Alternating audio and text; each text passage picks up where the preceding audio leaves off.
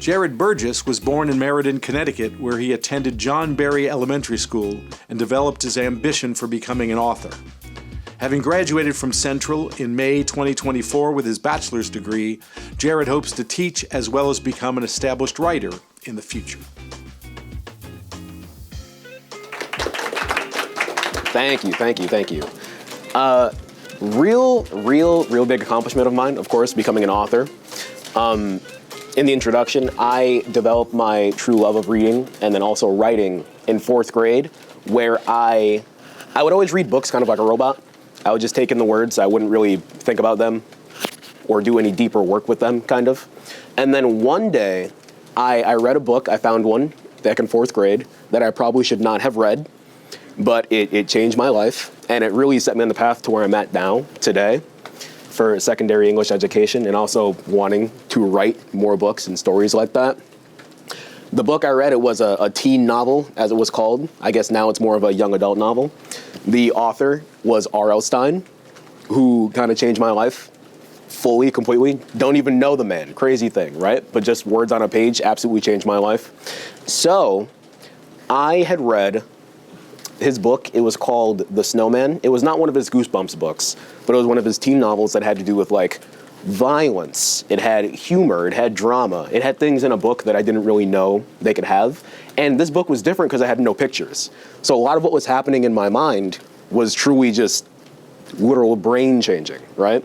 One of the cool things about English and literature is that unlike movie shows and TV, when you read a book, most often you read them silently in your head to yourself. So that action, it really changes your brain format, like physically and literally, right? And for whatever reason, that book, it completely rewired my brain to where I started to really feel things. I was feeling like drama, dread, fear, happiness, sadness. I was feeling much confusion at the time because the characters that were in there, I was like, why would they be doing these things when me as like a 4th grader would be like, I'd do things differently. But maybe that says more about me, whatever. So anyway, I read that book, and because it was the first one to really make me feel anything, I was like, I want to do this for other people. So ever since I read that book, I thought to myself, I for sure want other people to feel the things that I felt for people who may not have felt what I felt from a book before. So fast forward to about sophomore year of high school. I'm still writing in between, but I'm just doing it for fun, really. And then sophomore year of high school, I start writing this book right here. This one being The Single Diary of a Precarious Casey Gardner. But I started writing this book out of frustration from another book I was writing. And the fact that this book is done and not that first one means I got very frustrated. So I think that was 2024, 2022. So yeah, sophomore year I think was 2015, 2016 for me. I'd have to do the math on it. But anyway, point is, I finished this book about 2 years ago in 2022. And the thing is, when I finished this book, I didn't really know what to do. So I stayed in my house for about a week because I was like, oh, I finished it. What do I do now? It's kind of scary, kind of nervous. So, a week passes. I'm like, okay, got to put it out there. So I put it out there. I submit to about 7 places. What's really cool is that 3 of them got back to me, which is a pretty good ratio. Yeah, so 3 out of 7, that's a very good ratio. But as you can see, it is done. One of the professors here, Professor Buchanan, she helped me a lot with analyzing, formatting, going over the book, doing editing and whatnot. And what's really cool about it is that along with editing, design, and format, it was written by me, but it also has illustrations inside, right? My illustrator, Jasmine, I cannot speak about the book without really talking about her, because I could not have done it without her at all. But there's illustrations in here, because if I hold up the hardcover, it'll make more sense. The book is supposed to feel like someone's diary, right? The title of the book is The Single Diary of a Precarious Casey Gardner. And with that title, I remember I asked Professor Buchanan, is the title for this book okay? Because it's kind of long. It's not really memorable or snappy, I think, like other titles for books.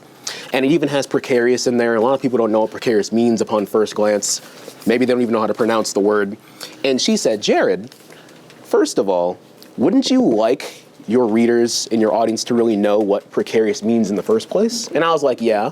And she goes, well, and if they don't, wouldn't you want readers or an audience that would go out of their way to look up the meaning of the word if they didn't know it? And I was like, wow, you know what? That does make a lot of sense. And once again, that's me putting a lot of trust in my audience, right? This is me fishing for the audience and crowd that I want to read my books. So, like I was saying before with Jasmine, it is built like a diary. Like here, I'll go to a random page.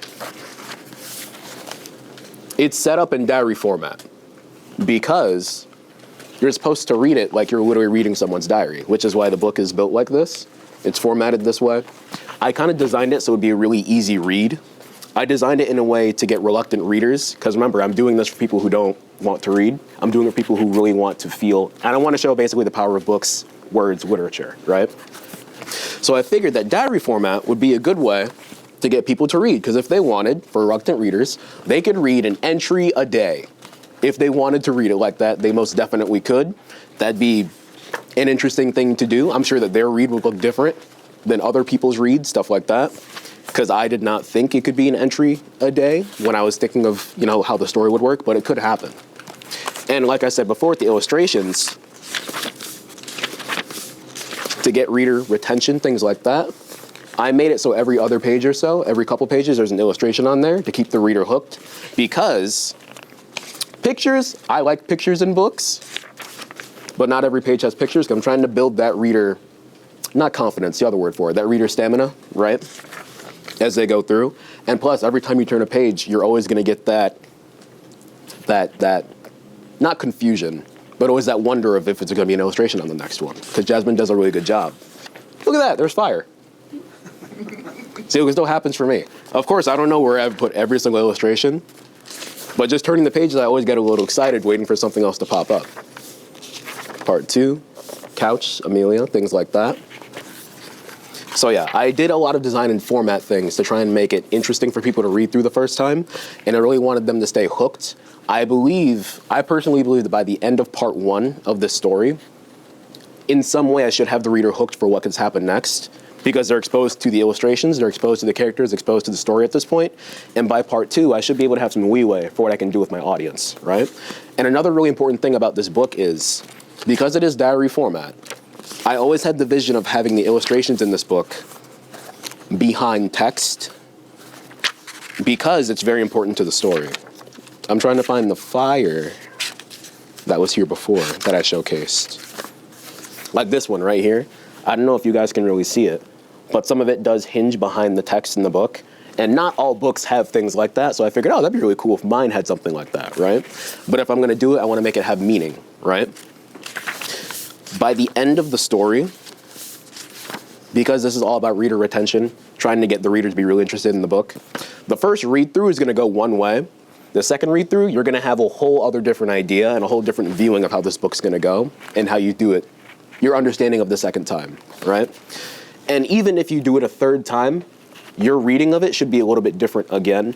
But the really interesting thing about writing the story was, of course, I knew what I wanted the plan to be, but unlike my readers, I'll never really get that first read experience that they get because I knew what the plan was from the beginning. So all of my feedback that I've gotten from people who've done their first read, it's always been like new news to me, which I was just telling some people about a little bit ago. So yeah, every single first reading from people who've given me their feedback about it, I've always been like, oh, that's interesting, or like, I didn't think about it like that, stuff like that. Even though that I am the author, I have been wrong about things somehow, which has been an interesting insight. That's been pretty fun to talk about. I want to find one more that'll really emphasize the illustrations, because they come heavy into play by the second. This one right here, this is one of my favorite ones on page 74. This is another one that Jasmine did. I love this one a lot. Of course, there's more context behind it, but that's part of the story, that's part of the read. So back to the title, right? The Single Diary of a Precarious Casey Gardner. So with this, the main character of the story, his name is Daniel. Daniel is noticeably not on this title. There is someone else's name on here, Casey Gardner, who is debatably one of the main focuses of the story, correct? In the story, it's about five really strong core group of friends. And the thing is, they're all in high school. So when I wrote this, I was in high school, write what you know. I knew high school at the point. So I figured this would be an easy segue for me to get my frustrations out, whatever. So the story takes place in 4 parts, part 1, part 2, part 3, part 4, freshman year, sophomore year, junior year, senior year. And with that, the main character, Daniel, who is a boy, he has a diary. Now, some people would say it's very unorthodox for a boy to have a diary, right? But of course, boys also have thoughts, just like girls, women do. So it makes sense on why he would have his own diary, correct? But the thing is, what's really cool about diaries is that people usually often write their most intimate thoughts, things that they would never say out loud in here. But one of the really cool things about this book is the things that Daniel neglects to write about inside of his diary that you would assume he would, but he doesn't really. And the whole question about it is, why wouldn't he do that when it seems like it'd be so precedent and it's pressing on him really hard throughout the whole story? There's moments in there where his thoughts, they kind of teeter into a little bit of philosophy, like what makes a good person, if good people are real, if good people exist, ethics, morality, things like that. And what's really cool is because I started writing it my sophomore year of high school. I finished it 2 years ago when I was in college. So I'd also like to assume that my writing got better over the years as I was also writing this book. So I think it's pretty cool with the idea that it might be reflected in Daniel's writing as well, which is just another way to look at my own growth as a writer, but also Daniel's own growth in his own real life. So I think that's also really cool. But yeah, so it's about basically the 4 or 5 core friend group. And every year, as things go by, things get progressively worse for Daniel, I'd say. And it makes the fact that this diary exists really important to the story in general. Because he goes through a lot of stress, he loses friends, he gains friends, he gathers new ideas, he has new morals, new ethics, things like that. And he tries to go through all of it in this diary, in this journal, if you want to call it that. Because he starts off calling it a journal, and then over time, because of Casey Gardner, he starts calling it a diary. She has a lot of little effects on his life like that, which Jasmine really did help me with, it physically amounts to this book, which is one of the really cool things when I got my first copy, like my original copy off of Amazon. Knowing it was in a digital format for so long, and then being handed something physical like this, it was really cool. I can't really describe what that felt like, but it was actually really cool to have physical work of something digital I had for such a long time. But honestly, the physical diary of this book, it is Daniel's. I like to always compare and think about it as Daniel's a real person in real life. And this is his actual diary that you are able to hold, you're able to read, go into, stuff like that. I'll put that there. And the paperback's the exact same way. Ooh, very nice page. So what I'd like to do, I think I'll read the first 2 entries. So, once again, diary format. I have 2 illustrations on here, puberty on the top left, and then there's Casey right there in the top right, illustrated by Jasmine Gonzalez once again. So, August 18th, 2015. Dear Diary, striked out. Dear Journal. Yeah, that's better. I won't call this a diary. A diary seems too girly. Anyway, my mom gave you to me for Christmas last year, saying I'll be able to write down my innermost thoughts inside. She told me that having one from my freshman year of high school would be a good idea, so I could write about anything I don't feel comfortable with instead of sharing with others. Like puberty. She's silly. My freshman year of high school starts in, 7 days? I just let time pass me by, you know? Of course you don't. You're a notebook. I'm actually talking to a notebook right now. I better sign off before I get a little too into this. Daniel Nick. That's the first entry. Of course, you could read one a day if you'd like. The next one, August 24th, 2015. Dear Journal, look at that. I actually came back. I guess I enjoyed something about writing in you. Well, I have my first day of high school tomorrow. An unenthusiastic yay from me. But then again, I do get to see some of my old chums I haven't seen since last year. I don't mean to brag, but I mean I was a pretty popular kid on the school radar. Everyone knew me. Usually, though, I'd forget some kids' names here and there, and then unintentionally, which would make for some awkward moments where people would be like, "Hey, Dan," and I'd wave my hand and be like, "Hey, you." Then I'd just keep walking. But hopefully that doesn't happen tomorrow. Good night. Wow. I just wrote good night to a journal. So those were the first 2 entries, right? And even in there, you get some dialogue from Daniel, back and forth from the reader, or to the audience, to the diary itself, you know? He's taking note of it physically. He's being consciously aware of what he's doing and how it's a stupid thing to do. But over the course of the novel, the diary itself becomes kind of a lifeline to keep him in check, to keep his mindset safe, because a lot happens over the course of the 4 parts that I think are really interesting and really good. And one of the final things I think is actually pretty cool that I ingrained in the story is write what you know. A lot of what I wrote in this book, some of them, a good maybe like 60, 70% are actual events, things that I've taken heavy inspiration from my life, which I think is very cool. And a lot of my friends from real life, they are some characters in here. They take heavy precedence. So they like seeing themselves inside this book. I think that's majority it, but I'll take questions if there are any. Questions? What's up, Professor Nunn? You chose names for your characters, I did. and of course that's always an interesting moment. Mm-hmm. Daniel, a very solid name, biblical name. Was there anything particular about that name that that led you to choose it for this particular character? I want to say the first name, Daniel, not really. I just figured it was a strong, might sound a little mean, strong, basic, generic name, where it could be like a self-insert if you wanted. Because a lot of the characters in the story, one of the things about it is that there's no real descriptions of the characters in there. So the reader, the audience, if they wanted, they could really imagine the characters how they want.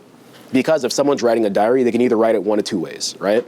They can either write it with the intent of someone not knowing anything of who these people are, or the intent of like, oh, I know everyone in this story, and I'm writing it for myself, so there's no real need to describe anything, right? But with Nick, I thought of Nick because it's like a little scrape, like a little scratch, stuff like that. But I always thought of, oh, well, how many scratches can Daniel take, you know? That was how I thought about it. Hence It came up to me because as you were talking about him, Mm-hmm. Lots of moral issues, and of course he goes through a lot of difficult times. Mm-hmm. So he sort of walked through the lion's den, and we have evidence that he came out alive. And so I just wondered, again, if we were talking a little bit before the taping about authors discovering things about their own work that they hadn't noticed. And Mm-hmm. I just offer that to you as another possible thing that is actually going on here that you didn't notice. So, But yeah, some names, the first name, Daniel, I was just like, okay, whatever. Yeah. But with Nick, I did think about that. Just where's that straw, you know? Any other questions? What you got, Taylor? So how did your career choice of teaching teens influence your writing a teen novel, knowing that your students would be like your target demographic audience? At the time, my sophomore year of high school, I didn't know what I wanted to do. I didn't really get pushed into education. I was really segued really nicely into it because of the whole societal thing happening with education and teaching right now, and then also me being a black male. There's a big push for diversity in education and teachers. So in this case, this chicken came before that egg. That's kind of the best way I can answer it. But working in a high school and then telling students about this, I don't really speak about it because I think it's kind of embarrassing sometimes that I did write a book. I can't say why that is. Maybe it says more about me, but whatever. Like if my host teacher, he'll talk about it and they're around, they'll ask me about it, and then I'll be like, yeah, it's a thing I did. And they'll be like, that's so cool. And then I'm like, they are my target audience. So then I do some things with them. They love the illustrations. When they look through, and some who have read it, they're like part 2 right now, they're like thoroughly enjoying it so far because they're like, oh my God, it's like I'm reading something about a kid in the hallway. And I'm like, that is kind of the intended purpose, you know? I hope that answers your question. And then Barello, I know you had one. Yeah, I was curious, given the span of time that you wrote the book over, how do you kind of know you were finished? How does it, like a finished book versus just a finished project that you were working on when you were a sophomore in high school? I know the exact way I want to answer this. So I wanted to finish the story back in 2020 because I was like, oh, look at all this time indoors. I can definitely get this done. It didn't happen for whatever reason. I can't remember why. But I promised myself that I wanted to put out a book before I was 18. I didn't do that either. So then I was like, okay, I want to finish this story before my birthday. And my birthday is September 4th of 2001. And I firmly finished this September 3rd of 2022. I guess I made a couple edits. Basically finished it September 5th, but I was done around my birthday. And when I was writing it, around part 3, like a quarter into part 3, I was thinking, you know what, this is getting a bit longer than I thought it would, and I don't know how much more Daniel can take. So I was thinking, okay, I think I need to end this in a way. So I started writing this with no real intended purpose. I was just writing it to write, to get my frustrations out, really. And then as I was going through, I tried to finish it, and I was thinking, okay, what do I have so far? What can I really do to get this to the ending that I want? I always had the ending in sight. I had a picture of one, and I got there, which was really good. But around, quarter to part 3, that was when I really decided to wrap it up. But there was really no thorough line for how I was writing this. It was really just like, what's going to happen today as I was writing through it. Yeah, what's up? So, students, as you will, if you haven't already learned this, you will. Students want to connect the author and the narrator, right? Mm-hmm. So you are Daniel for many students, right? If they're reading your book, you're Daniel, and you've just said that you've used a lot of stuff from your own experience. Mm-hmm. So how did you distance yourself from Daniel? Mm-hmm. So why isn't this just your diary and a look into your deepest thoughts? Yeah, so Daniel does a lot of things that I would never do. He also participates in a lot of things that I would never do. He was part of a sports team. I don't know anything about that. I was in the marching band. So I mean, still kind of a team thing. But there are critical things in there between he and I that I don't do or wouldn't really think about, but I had to think about in context of this. But really, the way that I think about it is not only am I Daniel, quote unquote, in the story writing for him, but this is a single diary of a precarious Casey Gardner, you know? So I got the most excited when I got to write whenever Casey was on screen or when she was being showcased in the novel. So a lot of Daniel's thoughts, they really revolve around Casey. A lot of his thoughts, of course, maybe like philosophy. Maybe I start them with things that I think about, but I don't really end them with something that maybe I agree with all the time or like all the way. But a way that I circumvent that, I don't know if I should say it, but a way that I circumvent that is that I often leave a lot of questions or philosophical things that Daniel writes about unanswered. I don't really give him an answer to a lot of things because personally, I don't know. And then secondly, I think it's more interesting for the audience like that. So that was kind of a way that I circumvent all of Daniel's thoughts not being mine exactly. Usually I would just start and then I just keep going until I had nothing to say, and then I would just stop. Because luckily for me, it is a diary format, so it's really realistic if he just stops every once in a while, you know? So I used all the ideas and factors of a diary that I could to make things as compelling as I could. What's up? So your students read this and they're like, oh my God, I love this. Like, what should I do next? What do you tell them? What should I do next? Usually I recommend them other young adult novels, but what's kind of cool is that I can't really think of another one that is exactly like this. Maybe besides Flowers for Algernon, if you know that book. Mm-hmm. But that's really the only one I can really think about. But usually what I like them to do, kind of for my own benefit, is I'll be like, oh, well, how about you go to some of your favorite entries and then like dissect them or analyze them or tell me why, evaluate, give me your opinions about them, stuff like that, you know? Or like with the context of Daniel so far, or the context of Casey with Daniel, what do you think about these things? Because as much as it's gainful for them, I also want to know their deeper thoughts about it because I'm just curious like that. I'm nosy. So that's something that I also like to do. But I mean, if they're thinking about the book or the story the way that, not that I want them to think about it, but like in a purposeful way, then I really like that. If someone's able to put this book down and still think about it like a day or two after, I feel like I did a good job. And I feel like that happens with my students. So that's nice. Do you think they'll ever write their own little extensions of it? I had not thought about that in that way, like fan fictions. I truly don't know. I never thought about that. Potentially, maybe. I could see maybe 2 of my students doing that. I've been asked if another character will get their own diary. Absolutely not. I've been asked if Casey Gardner, if she'll get her own diary. I don't see why I would do that. But I mean, when I first finished this, when I was writing it, I just always imagined it as a one and done. So hearing people give me their thoughts about things afterwards, it's always interesting and enlightening to listen to. Any other questions? So you have that one book that you put aside, right? And probably will never pick up again, but maybe I'm wrong. But what's the next project? I know the next 3 projects. I have one which I share openly, but the second one, like I told Professor Nunn before, I think it's an original idea, and I'm very proud of it. And I have to put so much mental and emotional energy into it, and that's what's taking so long with it. But I do have an idea, which I think is pretty cool. It's basically a murder mystery. I'll have to figure out how to write a murder mystery. But it's a murder mystery idea, but it's not taking place on Earth, it's taking place on Mars.